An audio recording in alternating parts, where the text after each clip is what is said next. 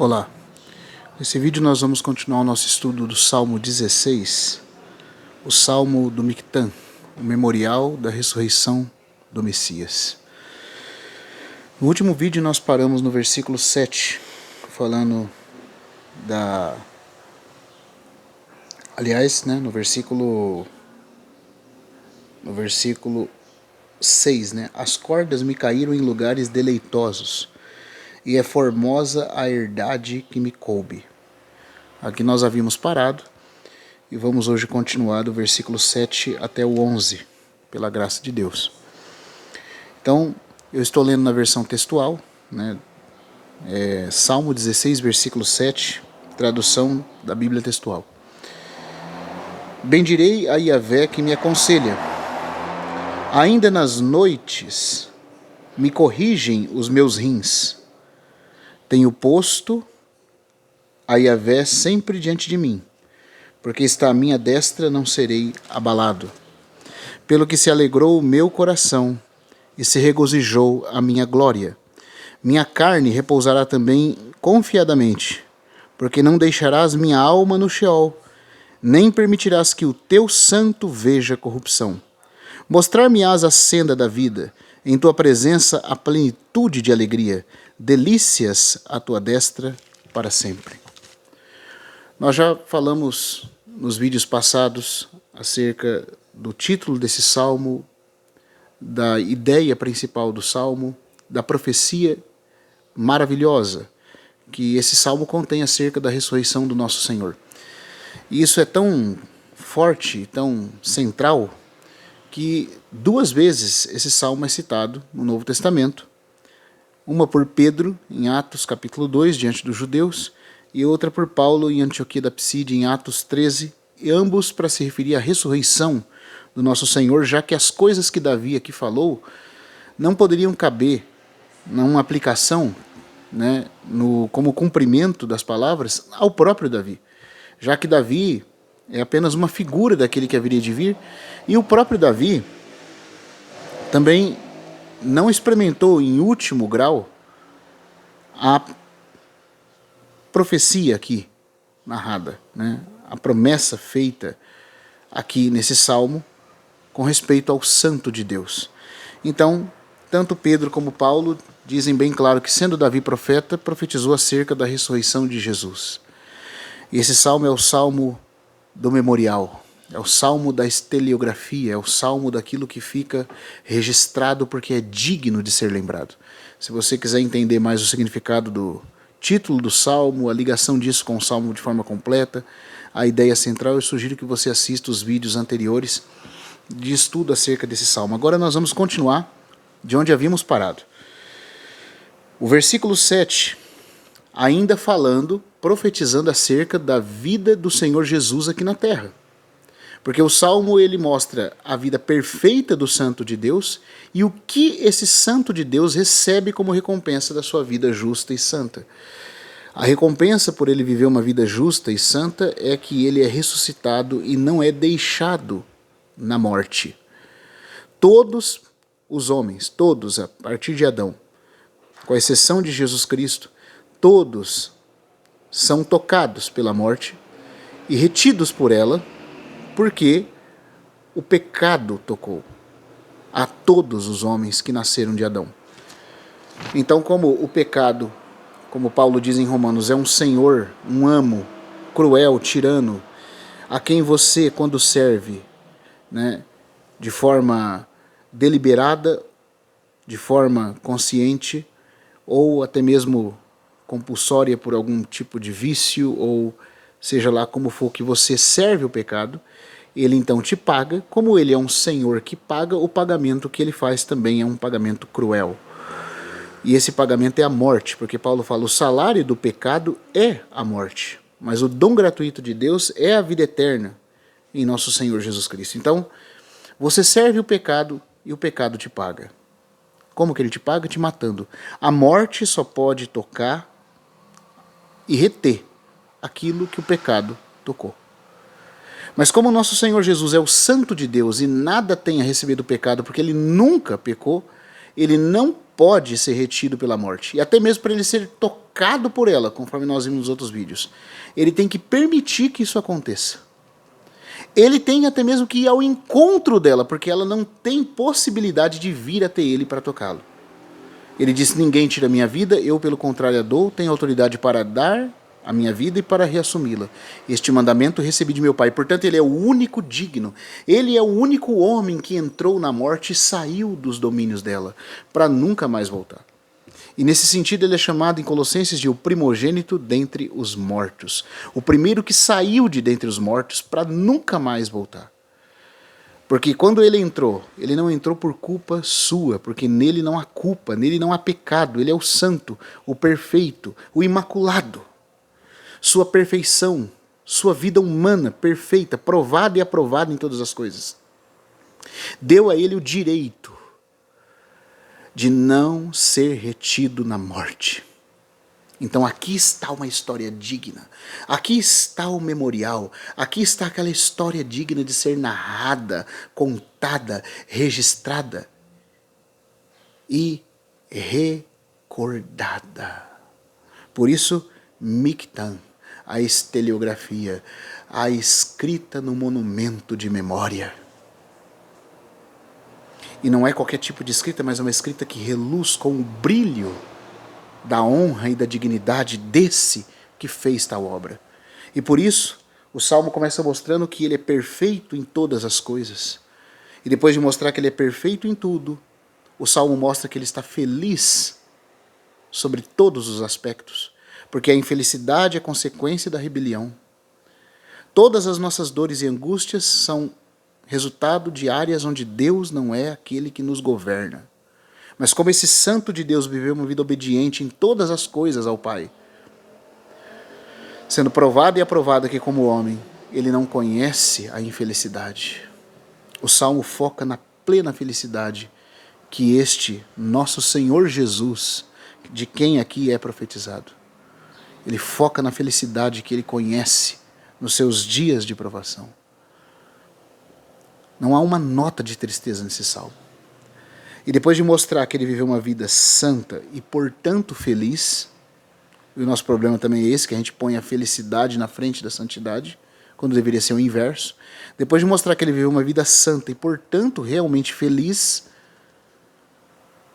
o Salmo vem mostrar o que ele ganha como recompensa, porque o versículo 6, onde nós vimos parado, fala: as cordas me caíram, cordas aqui são as cordas da distribuição de herança, conforme aparece em Josué 19:51. As cordas me caíram em lugares deleitosos.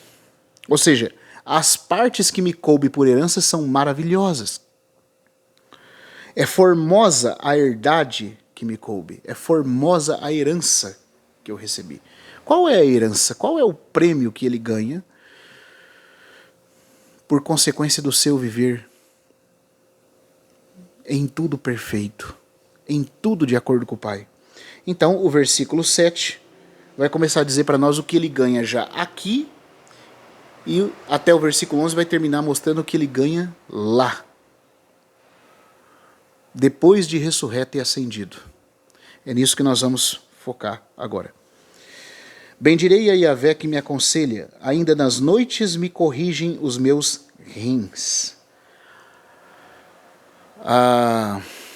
Algumas versões, como a João Ferreira, fala: ainda de noite o meu coração me ensina. Mas a palavra coração, ela é uma tradução, né, feita por copistas mais modernos, porque no hebraico mesmo diz rins.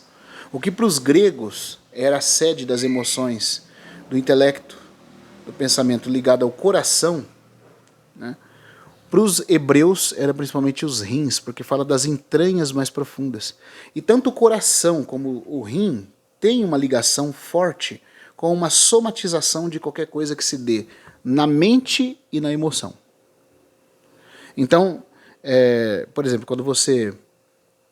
Da onde vem o costume, né, de simbolizar o amor com o coração? É porque quando você está emocionado, o coração bate mais forte. Seja para alegria, seja para tristeza, o coração é o veículo que somatiza as emoções mais fortes que nós temos. Então os gregos passaram a simbolizar a sede das emoções e dos pensamentos com o órgão que é chamado de cardia, de coração, né? Os hebreus falavam dos rins. Por quê? Porque o rim também, a parte das entranhas, não propriamente só os rins, mas as entranhas mais profundas ligadas ao rim, era aonde as dores, e até hoje também se sabe que quando as dores são muito intensas, quando a emoção é muito forte, quando a angústia é muito profunda, algum tipo de somatização, de uma psicossomatização, de uma transposição da alma se faz transparecer no corpo, principalmente nesses órgãos.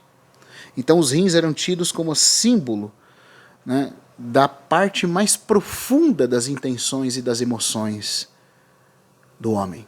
Mas não só isso. Segundo o nosso irmão Delitier e também o Dr. Derek Kidner no seu comentário de Salmos, né, no seu estudo, sendo ele um erudito conservador da palavra de Deus, um erudito teólogo conservador, né, da palavra de Deus, ele diz no seu comentário que os rins simbolizavam não só a sede das emoções e daquilo que é passional no homem, portanto o equivalente a coração em grego, mas até mesmo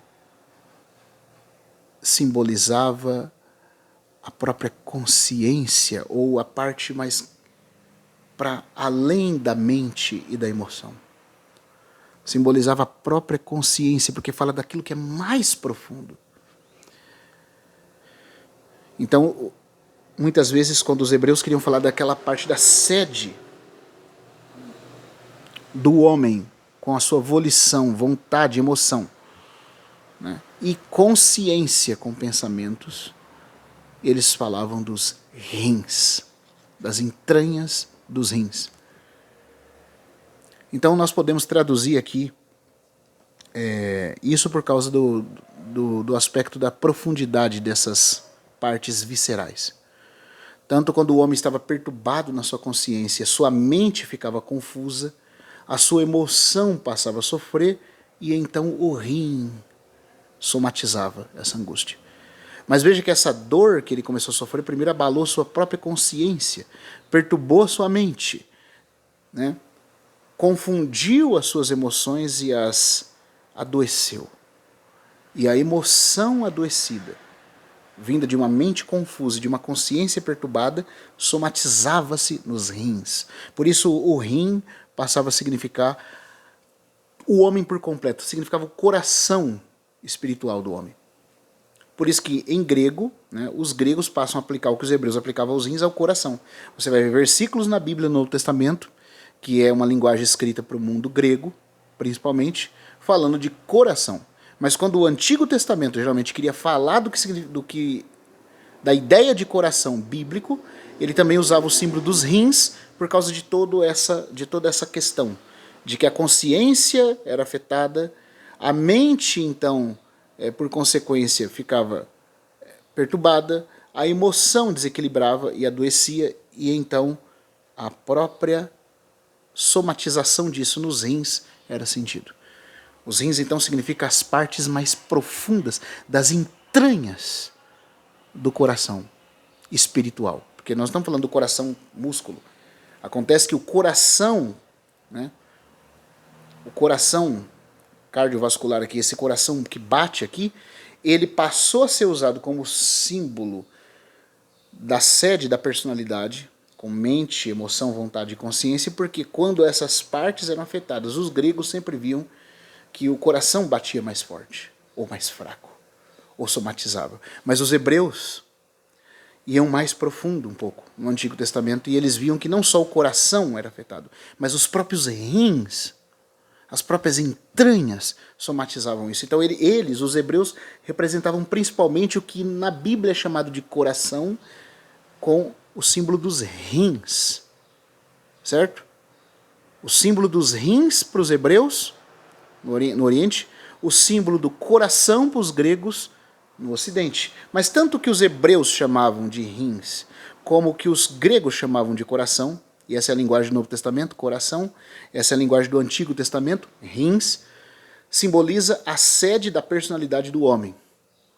Então, quando fala rins aqui, equivale ao que o Novo Testamento chama de coração, que tem a ver com toda essa estrutura espiritual de sede de personalidade que cada ser humano contém.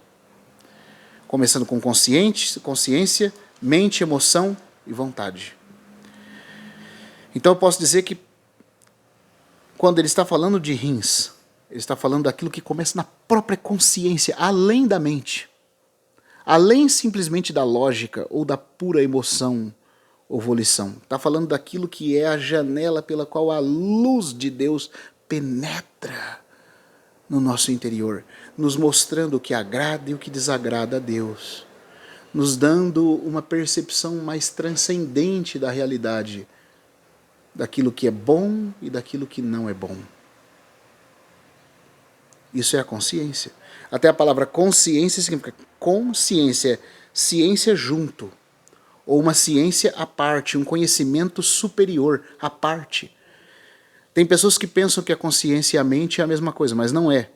Se você quiser estudar um pouco mais sobre isso, eu sugiro que você leia um livro chamado O Homem Espiritual, do irmão Watchman, volume 1, 2 e 3, principalmente o volume 2 e 3. Tá? Ali vai ficar bem claro isso. A consciência não é uma parte da mente, ela está além da mente, porque tem horas que você, com a sua lógica, você até acha razão para agir de determinada forma como está agindo, mas dentro de você ainda fica, você está errado, volta lá, pede desculpa. Ou embora você possa estar se sentindo angustiado, porque você se sente culpado de algo mais profundo dentro de você fala, pare com isso, você não tem culpa.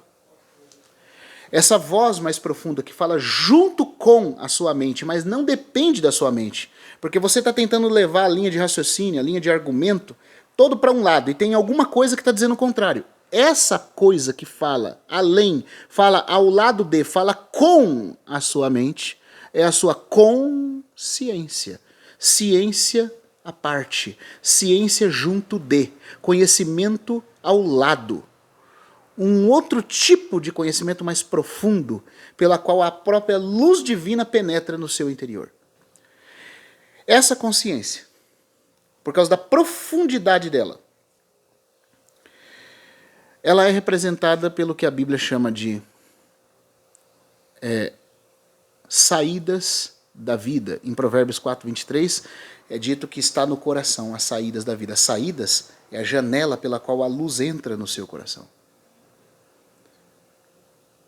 Você tem um coração formado de consciência, mente, vontade e emoção. Esse coração, que aqui no texto de Salmo equivale aos rins, tem essas 4 partes. E na consciência, que é uma parte do coração, a luz transcendente de Deus entra.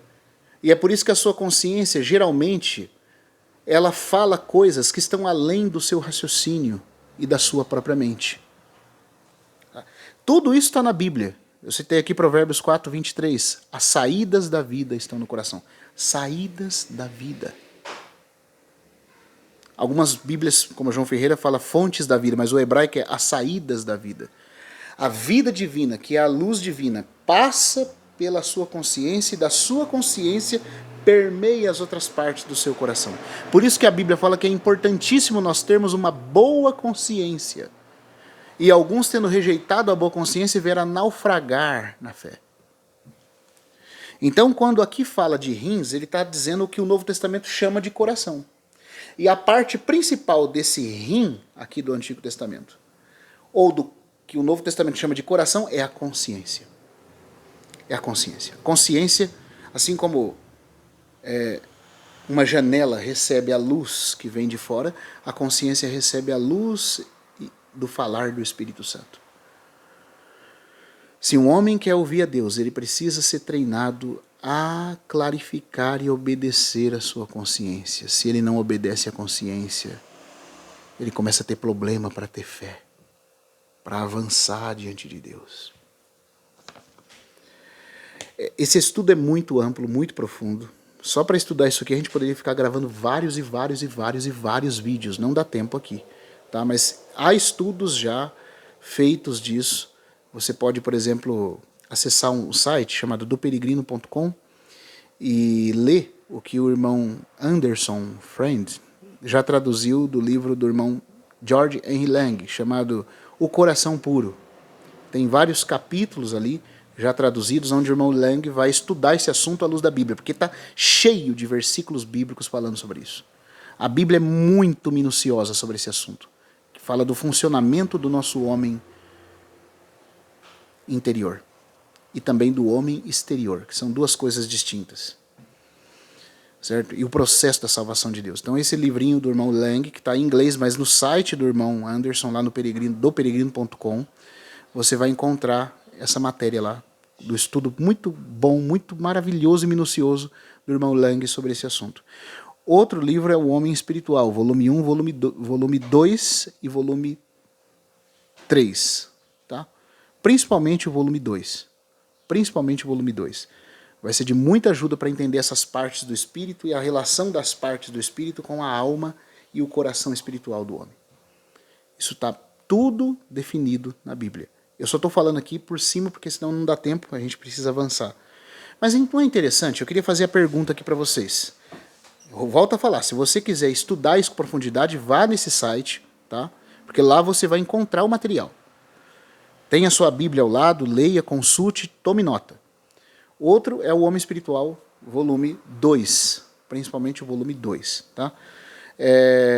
Mas agora eu queria chamar a atenção para esse ponto aqui. Tendo estabelecido, né, conforme todos os eruditos sérios concordam que o rim aqui equivale ao que o Novo Testamento chama de coração, porque para os hebreus eram os rins, para os gregos era o coração. Por isso que o Novo Testamento, escrito principalmente para os gregos, fala de coração. O Antigo Testamento, escrito entre o povo hebreu, fala de rins. Mas o ponto é que está falando das partes interiores espirituais do homem.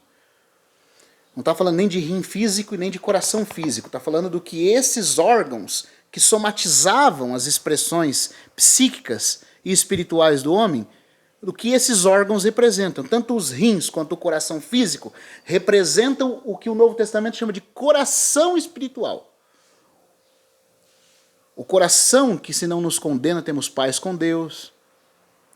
O coração que tem que ser circuncidado, de acordo com o Evangelho de Mateus. E o livro de Atos, quando Paulo diz que aqueles judeus eram incircuncisos de coração. Atos 7 também, Estevão diz a mesma coisa para os judeus. Então, esse coração que pode receber ou rejeitar, que pode amar ou odiar, que pode escolher, né, que pensa, que tem uma consciência que te condena ou te aprova, esse coração espiritual, ele é representado pelo coração muscular. Porque o que ocorre no coração espiritual é somatizado nesse coração físico. E também o que ocorre nesse coração espiritual é somatizado nos rins. Por isso os hebreus falavam de rins e o povo grego falava de coração. Mas eles estão falando do que o Novo Testamento chama de coração espiritual. Que é uma das partes, né, do homem criado por Deus. Agora, não é interessante que, se nós vemos então que os rins aqui representam o que é o coração no Novo Testamento, e que esses rins falam das partes mais profundas desse ser, vamos dizer assim, dessa parte espiritual do homem que é o seu coração, e isso tem a ver principalmente com a consciência, que é o principal órgão do coração. Não é interessante que o Messias, que está falando aqui na boca de Davi, é quem diz que os meus rins me corrigem? O que isso significa? O versículo fala: bendirei a Yahvé que me aconselha. Veja que é Cristo falando na boca de Davi. Nós já vimos isso nos outros vídeos. É Cristo, 1000 anos antes da sua encarnação, profetizando como seria a sua vida humana na Terra. E que essa vida humana perfeita, provada e aprovada, ganharia como prêmio a ressurreição e a ascensão. Que é a grande tônica da conclusão do Salmo 16. Que é o que dá ao Messias a honra que faz esse salmo ser um mictã, uma historiografia, um memorial registrado. O salmo então está falando da perfeição humana com que ele viveria, sendo provado e aprovado em todas as coisas e ganhando como prêmio a ressurreição e a ascensão. Mas se é o Espírito de Cristo, e é o Espírito de Cristo, a gente sabe porque por causa de Paulo e de Pedro falando que era Cristo que estava sendo profetizado aqui, que estava fazendo essa profecia na boca de Davi. Mas o que significa então essa expressão? Bendirei a Yahvé que me aconselha. Ainda nas noites me corrigem meus rins. O que significa isso? Yahvé que me aconselha. Ainda nas noites me corrigem os meus rins. Lembra que rim aqui representa o que o Novo Testamento chama de coração. As partes mais profundas da sede da personalidade humana. Esses rins, no caso do Messias, representam a consciência e o coração do Messias. Agora, para a gente entender isso, a gente tem que ver uma outra coisa muito bela. Os Salmos, como vocês sabem, como eu já comentei em outros vídeos, ele fala numa natureza de poesia hebraica. A natureza da forma como o Salmo é escrito é em poesia. E a poesia hebraica é rica demais. Ela é mais rica do que a poesia ocidental. Ela é uma poesia oriental, porque a poesia oriental dos salmistas, ela não rima sons. Ela rima ideias, ou contrasta ideias. Ela põe uma ideia em cima e complementa na linha de baixo, ou põe uma ideia em cima e contrasta na linha de baixo, para que fique mais claro a ideia que está sendo apresentada. Aqui, no caso, tem uma complementação. Né? Não tem contraste entre a linha de cima e a de baixo. O salmista não está contrastando uma ideia. Né? Ele está complementando uma ideia. Na sua rica poesia. Ele está complementando uma ideia que foi colocada em cima. Então, em cima diz, bendirei a Yahvé que me aconselha. Bom, mas o que significa receber o conselho de Yahvé? Aí vem a complementação embaixo. Ainda nas noites me corrigem os meus rins. Certo? Bendirei a Yahvé que me aconselha. O que é isso? Ainda na noite me corrigem os meus rins.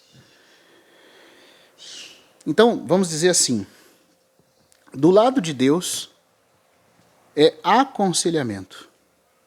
Do lado do homem é adestramento e aperfeiçoamento de uma consciência límpida que faz com que esse homem receba a luz divina e essa luz divina falando junto com a consciência desse homem o instrui, o treina, o habilita para viver as realidades do outro dia. Para encarar as lutas e os desafios do outro dia, porque a correção se dá à noite, a hora que todo mundo está dormindo. Mas esse homem, que aqui no caso é o Messias, está falando de Jesus como homem. Não estou falando aqui, irmãos, de Jesus como Deus. Como Deus ele não tem nada a aprender. Ele é perfeito, completo em todas as coisas. Mas como ele se fez homem, na sua humanidade, Deus, quando se esvaziou, não da divindade, mas das prerrogativas divinas, pela sua quinose, o seu esvaziamento, ele se permitiu ser limitado. O livro de Hebreus vai dizer que ele aprendeu a obediência pelas coisas que padeceu. Então, no que tange ao que é humano, Jesus podia crescer e aprender, porque ele tinha que em tudo ser semelhante a nós e percorrer o caminho que nós percorremos em total obediência a Deus para reverter a desobediência de Adão. Então ele teve que se sujeitar a ser aperfeiçoado. Não que houvesse falha. Não há falha moral no Senhor Jesus. Ele é perfeito no que diz respeito à pureza, no que tange ao pecado. Ele é puro. Nunca o pecado tocou. Mas essa humanidade pura está sendo lapidada e aperfeiçoada de forma experimental nos sofrimentos e nas lidas, para que ele consiga compreender em experiência, de forma empírica, o que é ser homem. E como homem ser provado, aprovado e vencer todas as coisas. Coisa que Adão não fez, porque Adão recebeu a proposta da serpente e mesmo sem o pecado nem tinha entrado nele ainda, mas sem ele estar tomado pelo pecado, ele ouviu a serpente, desobedeceu e aí toda a humanidade se arruinou. Agora Cristo, como o homem que também não tem pecado, ele tem que fazer o que era para Adão ter feito e não fez. Então ele vai obedecer e ele vai ser provado e conhecer de forma empírica, de forma experimental, o que significa a obediência. Nesse sentido ele é aperfeiçoado, porque ele nunca, antes da encarnação, sabia o que era sofrer de forma experimental. Pela sua onisciência divina, ele sabe todas as coisas, inclusive o que implica o sofrimento. Mas não de forma experimental. Você está entendendo? Então agora, esse homem Jesus, humano, conforme Hebreus fala, ele é aperfeiçoado por meio das coisas que padeceu, para que eu e você, no nosso sofrimento, tivéssemos alguém que possa se compadecer. O que é compadecer? Padecer junto, sofrer junto, entender de forma experimental as suas dores, as dores que eu e você passa. E sabe como é que Jesus era preparado para encarar esses sofrimentos? Para sair vencedor de cada embate que ele tinha durante o dia, com os fariseus, com os saduceus, com os incrédulos, com os judeus, com as forças das trevas que várias vezes tentavam levar ele a tomar decisões erradas. Sabe como é que Cristo era habilitado, capacitado a vencer? Nas horas noturnas. Ele diz aqui, por isso que é tão belo, é tão rico a gente poder ler os Salmos, porque como eu falei outro dia, né, o irmão, acho que é o irmão Benjamin Newton, ele fala que nos outros livros da Bíblia você tem as verdades de Deus, mas no livro de Salmos você tem essas mesmas verdades colocadas de forma a você perceber o que estava no coração de Deus quando essas verdades foram ditas. Você pode entender as emoções, as partes dos sentimentos internos envolvidas nessas verdades. Por exemplo, você pode ouvir falar, de acordo com os evangelhos, que Jesus foi crucificado, né? E que ele ficou pendurado no madeiro. E que quando era meio-dia, ele gritou, Eli, Eli, lama sabachthani. Mas como estava o coração dele nesse momento? Os evangelhos não entram em tantos detalhes. Eles apresentam o fato. Mas se você vai para os Salmos, principalmente para os Salmos que falam da cruz, como por exemplo, por excelência, o Salmo 22, o Salmo da Corça do Amanhecer, que nós já estudamos aqui.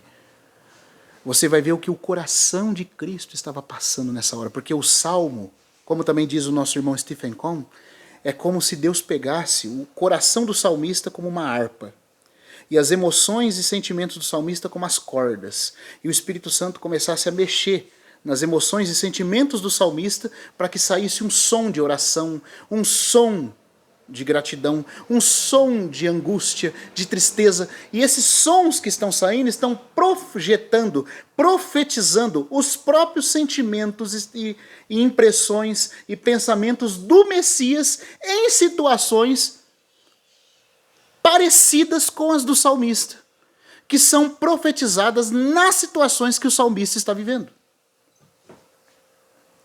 Então, quando o salmista fala alguma coisa, Deus está pegando o coração do salmista e as emoções e pensamentos dele como cordas. E está sendo produzido um sentimento, uma oração, uma angústia, um lamento. É o que sai dos sons dessas cordas emocionais, dessas cordas racionais do salmista. A harpa é o coração do salmista. As cordas são suas emoções e pensamentos e sentimentos. E o tangedor é o Espírito Santo. O Espírito Santo usa essas situações externas para, com sua mão, tanger essas cordas. E aí saem orações, saem lamentos, saem alegrias, saem ações de graças. São sentimentos que estão saindo. E nesses sentimentos está projetado e profetizado os próprios sentimentos do Messias. Quando o Messias viesse e sofresse, em muito maior grau, tudo que os salmistas estão expressando. Então, nos Salmos você pode ter um vislumbre dos sentimentos, das condições subjetivas do que o Senhor Jesus passaria na Terra. E olha que interessante. Aqui nós temos uma coisa maravilhosa. Nós sabemos que o Senhor Jesus é o Santo de Deus, que o céu sempre esteve aberto para ele, porque nunca houve uma ruptura entre ele e o Pai numa comunhão. Mas esse salmo é um dos poucos lugares da Bíblia onde você sabe como se dava a comunhão do Pai e do Filho. Como se dava a comunhão do Pai e do Filho nas horas solitárias da noite. Você ouve falar no Evangelho de Marcos, por exemplo, que Jesus levantava-se alta madrugada e ia orar, se retirava e sozinho orava. Lucas também diz a mesma coisa. Tanto Lucas, que foca a humanidade do Senhor Jesus, como Marcos, que foca o serviço do Senhor Jesus, dizem que ele orava de forma solitária ao Pai. Mas é no Salmo 16, versículo 7, que você vai saber que nesses momentos de oração noturna, o Pai o aconselhava. Não era uma coerção. Ele não era coagido e nem forçado a nada. Tudo era tão claro. Havia tanta harmonia entre o Senhor Jesus e o Pai, que o Pai o aconselhava. Do ponto de vista divino, é um conselho. Mas o que significa esse conselho de Deus a Jesus? Como isso se dava de forma mais precisa? Aí a linha de baixo complementa. Até durante a noite me corrigem os meus rins. Como o rim aqui está relacionado ao que o coração é no Novo Testamento, e a parte principal do coração é a consciência, o que está acontecendo aqui é o seguinte: Jesus, o Espírito de Cristo, o Espírito do Senhor Jesus, o Espírito de Cristo que estava em Davi, está dizendo que nos seus dias na terra, nos momentos de solidão entre ele e Deus, de solitude e oração, enquanto ele estivesse orando ao Pai, o Pai o aconselharia. Como se daria esse conselho? Um conselho que era fortalecedor, capacitador, iluminador. Porque você pensa que por Jesus ser Deus, ele não buscava comunhão para receber direção? Ele buscava. Ele não precisava, se ele não quisesse, fazer isso, porque ele era Deus. Ele podia até mesmo não querer vivenciar nenhuma experiência humana aqui e ficar na glória com o Pai e falar: olha, eu não vou fazer isso aqui. E o Pai o receberia de muito bom grado. O Pai nunca o forçou a nada, nem ele também veio forçado a coisa alguma. Foi um pacto de amor que levou ele a se esvaziar e vir até nós. Um pacto de amor entre o próprio Deus triuno, Deus Pai, Deus Filho e Deus Espírito. O Pai, o Filho e o Espírito nos amando, em pacto de amor, decidiram efetuar a obra de salvação. Mas para isso o Filho teria que se esvaziar, porque o Filho teria que, como homem, nos representando, reverter a desobediência do homem. E para isso o Filho teria que ser obediente em tudo. E o Filho teria que se sujeitar a depender do Pai. Porque foi na independência do homem que a humanidade se tornou o que se tornou. Então agora um homem que represente o homem ideal tem que obedecer em tudo. E por isso que o Filho, embora fosse Deus, como homem, ele ora para depender de Deus, para receber instrução de Deus, porque ele está fazendo tudo que Adão deveria ter feito e não fez. É como Irineu de Lyon fala no seu comentário do convergir todas as coisas em Cristo. A teologia de Irineu, aquele pai da igreja, é que Cristo tinha que reverter, como que rebobinar toda a desgraça causada na queda de Adão, invertendo isso pelo modo da obediência perfeita.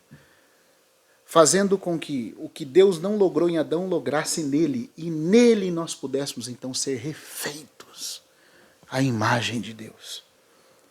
Então Cristo tem que obedecer. Para ele poder obedecer, ele tem que se colocar numa posição de obediência, de dependência. Para se colocar genuinamente numa posição de dependência, ele tem que buscar orientação. E é para isso que, como homem, ele está fazendo isso. Ele não precisa do que tange a ele fazer isso. Ele poderia simplesmente não fazer isso e reivindicar seu direito divino e estar com o Pai na glória, em soberania, sendo Pai, Filho e Espírito Santo, e está tudo certo. Mas por causa de nós, como homem, ele vai aprender a obediência. E ele vai se exercitar na dependência. E quando ele está orando a Deus, naquelas madrugadas noturnas, o Pai o aconselha. Do lado de Deus é conselho. Do lado do homem, Jesus, os seus rins, ou o seu coração, a sua consciência, iluminada pela luz do Espírito Santo, o corrige, o adestra, o ilumina, diz para ele: amanhã você vai vivenciar tal circunstância. Amanhã você vai encontrar uma mulher samaritana num poço. Amanhã será feito tal e tal coisa. Você vai estar em tal e tal lugar. Sobre esse e aquele pensamento dessa ou essa pessoa que te falaram isso, o meu pensamento é isso, filho. E o filho era instruído a todo momento. Todo momento. O Isaías 54 chega a dizer no Cântico do Servo. O servo ali, o Cristo, o servo sendo profetizado, fala que o Senhor meu Deus me desperta todas as manhãs, todas as madrugadas, e me instrui, como instrui os ouvidos dos eruditos. Ele me deu língua para dar boas palavras ao cansado e me deu ouvido como os eruditos. Essa palavra erudito hoje significa doutor, profundo, conhecedor, mas ela tem a origem de saber ouvir bem. Por quê? Semanticamente ela adquire o significado de instruir bem, mas só pode instruir bem aquele que consegue ouvir bem. Quem não consegue aprender bem, não pode instruir bem. Depois os homens passam a focar principalmente na questão da instrução, da pessoa ser instruída, ser erudita. Mas por que ela está instruída? Porque ela aprendeu bem, ela ouviu bem, então ela é instruída. E porque ela é instruída, ela é conhecedora. Então, o aspecto de conhecedor, de ser profundo, é a última camada semântica da palavra erudito. A palavra erudito, na origem, significa aquele que consegue ouvir bem, ser bem instruído, e, portanto, se ele está bem instruído, ele conhece bem. Mas erudito não significa um bom conhecedor, significa um bom ouvinte, que portanto é bem instruído e portanto conhece bem. Por isso Isaías 54 diz que o filho ouvia como os eruditos que ouvem. Que coisa linda, irmãos. Essa é a vida do nosso Senhor Jesus. O que acontecia naqueles momentos que ele estava em comunhão com o Pai? Nas madrugadas. O Pai o instruía. João capítulo 12, o Senhor Jesus fala, o próprio Pai me tem prescrito o que dizer e o que falar. As palavras que eu digo não as digo de mim mesmo, as coisas que faço não as faço de mim mesmo, eu não busco a minha vontade, eu não busco a minha própria glória. Em que momento da vida de Jesus ele recebia essa graça de forma mais, vamos dizer assim, específica, nos seus momentos de horas noturnas? Claro que a comunhão entre ele e Deus era ininterrupta o tempo todo. Mas ele se retirava. Isso deveria nos, no bom sentido, nos assombrar. Porque aqui fica então uma lição para nós, uma aplicação para nós. Se ele, que era o santo e perfeito Filho de Deus, homem provado e aprovado em tudo, e que tinha comunhão ininterrupta com Deus, mesmo nessa comunhão ininterrupta, que era constante, ainda precisava ter momentos de solitude entre ele e o Pai, para ser melhor instruído, para que os seus rins, a sua consciência, o habilitasse. A luz de Deus penetrando na consciência dele, fazia com que a consciência dele, iluminada, recebesse a instrução perfeita acerca de tudo que ele fosse enfrentar no outro dia. Se isso era verdade com respeito a ele, e eu e você? Quanto tempo nós tiramos para orar em secreto ao Pai? Aliás, a igreja quase não conhece isso hoje. Ela não sabe o que é solitude. É tanto barulho, é tanta bagunça interior. As pessoas não conseguem ficar em silêncio. As pessoas acham até que é um tédio, uma chatice ficar em silêncio. Ah, meus irmãos, como que nós perdemos? Se você lesse as biografias dos grandes homens de Deus.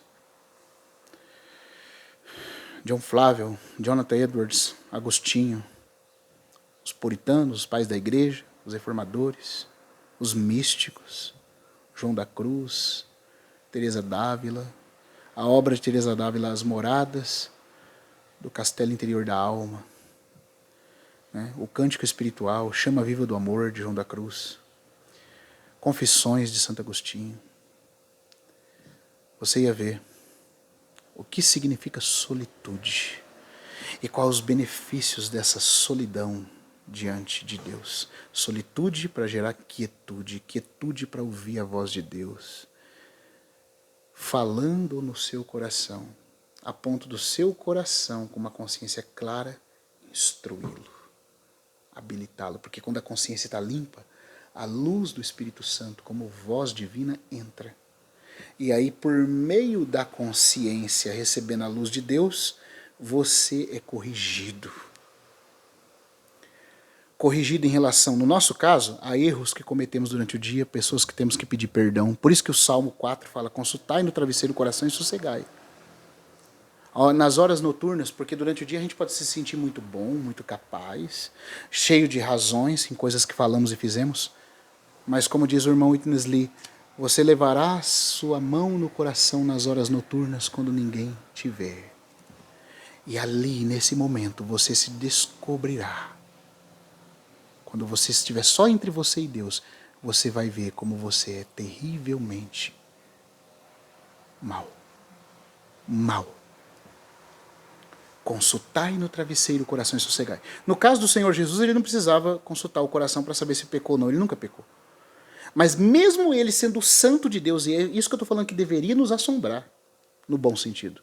Mesmo ele sendo o santo de Deus, ele ainda buscava comunhão com o Pai para ser fortalecido, melhor instruído na sua vida de dependência de Deus, a como se preparar para cada situação e obstáculo do dia que viria adiante. Então, uma das porções da herdade do nosso Senhor é essa comunhão ininterrupta. É ser um homem do céu aberto. O que ele ganha como prêmio por viver uma vida perfeita e nunca pecar? Uma consciência clara e límpida. E nessa consciência clara e límpida ele é cada vez mais iluminado, instruído e corrigido. Não corrigido no sentido de erro, mas no sentido de aperfeiçoado. No sentido de ser mais capacitado como homem, porque ele tem uma vida de dependência, então ele está sendo capacitado a fazer a vontade do Pai em cada circunstância. Quando isso se dá? Nas horas noturnas. Eu queria dizer para você que eu e você precisamos aprender o que é levantar cedo. Houve um irmão chamado Charles Stanton, o jovem rico que se fez pobre. Ele foi chamado para o Senhor para servi-lo de forma em tempo integral. Abandonou tudo, ele era muito rico, ele foi o jovem rico que se fez pobre, ele fez o que o jovem rico não fez. Muito linda a biografia dele. Fruto de muita coisa. Muitos irmãos que depois se consagraram ao Senhor foram fruto, do tipo de entrega que esse irmão fez ao Senhor. Inclusive o próprio evangelista Moody muito recebeu do Senhor por meio do nosso irmão Studd. Mas o Studd dizia assim que ele conta na biografia dele que ele acordava às 5 da manhã. E ele estava servindo o Senhor. E um dia ele viu que o ferreiro acordava. Ele acordava às 5, o ferreiro acordava mais cedo que ele. Aí ele falou, o Espírito Santo falou com ele, não é possível que para as minhas coisas aquele ferreiro que está ali batendo ferro acorda mais cedo e você acorda depois. E ele passou a colocar como meta e disse o seguinte: jamais isso se repetirá. Ele passou a acordar 5 minutos todo dia mais cedo que aquele ferreiro para buscar o Senhor em oração e solitude. O Hudson Taylor dizia que os pássaros nunca acordaram mais cedo do que ele para louvar o Senhor. O pai das missões para a China. Irmãos, quantos benefícios nós perdemos por perdermos os momentos de solitude e os momentos de buscarmos a Deus na melhor hora, que é a hora noturna. É a hora do silêncio. É a hora que você pode ser você e Deus apenas. E a sua consciência, os seus rins vão instruí-lo. No caso aqui, é interessante, eu queria terminar esse vídeo dizendo o seguinte, eu vou deixar a última parte dele para o próximo vídeo, nós vamos ter um último vídeo então sobre o Salmo 16. A primeira grande pepita da herança que o Messias tem é um céu aberto constante. Por ele viver uma vida que em tudo agrada o Pai, ele não tem mácula na consciência entre ele e Deus. Yahvé sempre o aconselha. E os seus rins o instruem. Mas não é, eu queria só terminar com esse ponto.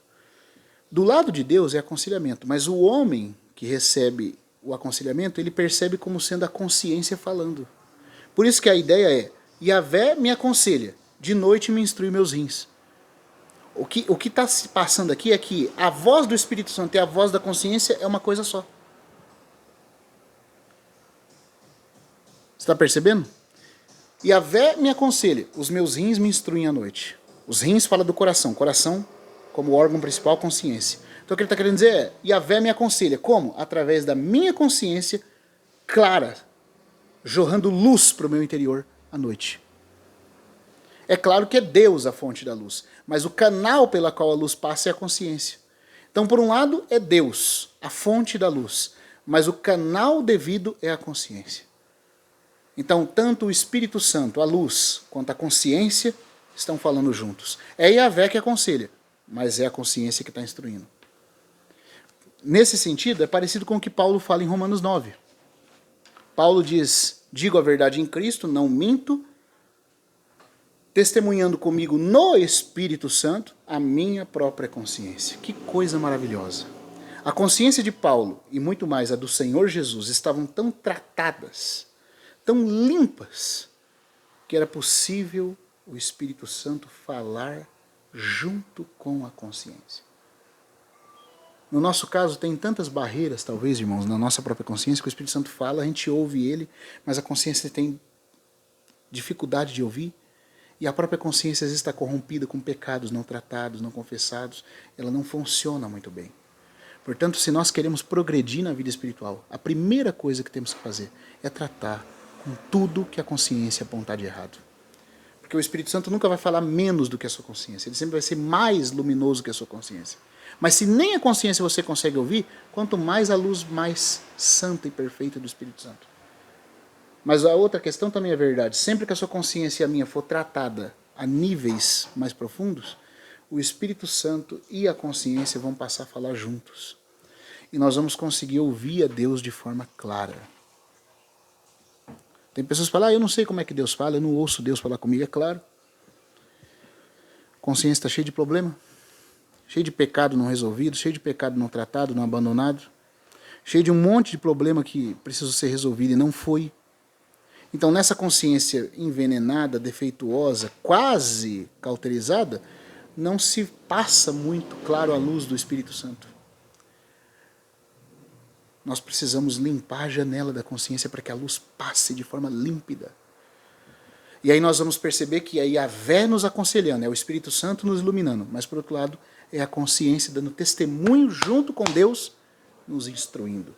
Às vezes, no nosso caso, em relação a coisas que temos que tratar, em relação a coisas que vamos vivenciar, e às vezes, irmãos, o nível pode ser tão alto que nesse momento de oração, de céu límpido entre nós e Deus, onde a consciência está nos instruindo, o Espírito Santo vem e nos adianta profeticamente coisas que vão se dar no futuro. Como o irmão A.T. Pierson fala, os grandes homens de oração também tornaram-se videntes. Porque a comunhão era tão íntima, a consciência estava tão tratada, que o Espírito Santo não só iluminava o interior dele, mas iluminava o futuro para ele. Tem muita gente querendo ser profeta hoje. Pouca gente, todavia, quer ser uma pessoa de consciência limpa. Nenhum profeta verdadeiro lidar com a consciência de qualquer forma.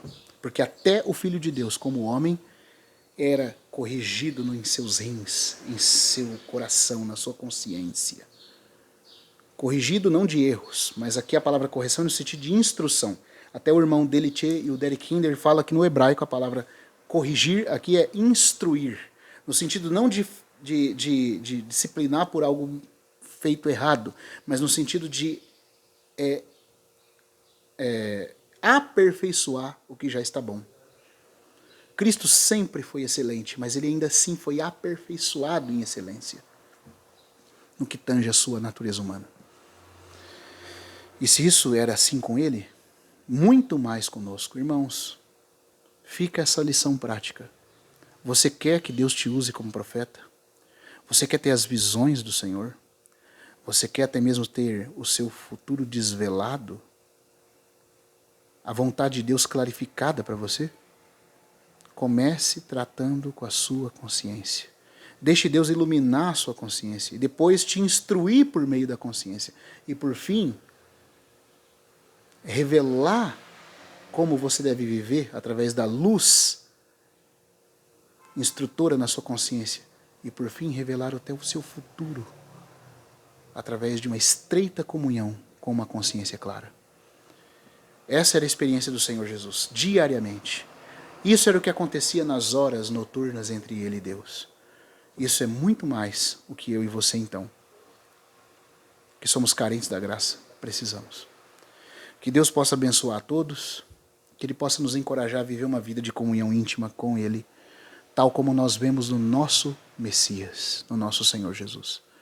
Essa vida humana perfeita, que em tudo depende de Deus e que recebia a instrução antecipada nas horas da comunhão da noite, na sua consciência limpa, claramente sondada, instruída e capacitada pela luz do Espírito Santo. Amém? Essa é a primeira grande pepita da herança do Messias. Ser alguém que tem o privilégio de ter um céu aberto, comunhão irrestrita, ilimitada com Deus.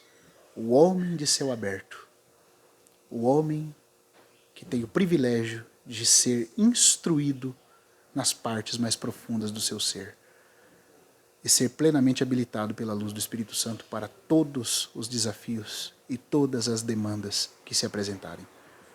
Isso não é pouca coisa, isso é um tremendo de um privilégio. Que o que foi verdade em relação ao nosso Senhor Jesus pela obra do Espírito Santo também possa ser verdade na minha e na sua vida, na nossa experiência também. Bendito seja o Senhor Jesus. Quero reforçar aqui aos irmãos que quiserem que assistam então os vídeos anteriores para entender melhor esse salmo e sobre o assunto do coração, da consciência, do homem interior, do homem exterior, que leiam os artigos do irmão Anderson Friend no deuperegrino.com, os artigos do irmão Lang sobre o coração puro e o Homem Espiritual, volume 2, do irmão Watchman, tá bom? Vamos parar por aqui. Deixamos um último vídeo para ser gravado da próxima vez, para concluir o Salmo 16. Nós vamos ver as outras duas grandes coisas que o Messias herdou como prêmio da sua vida, que agradou a Deus. Amém? Até o próximo vídeo. Fiquem com Deus.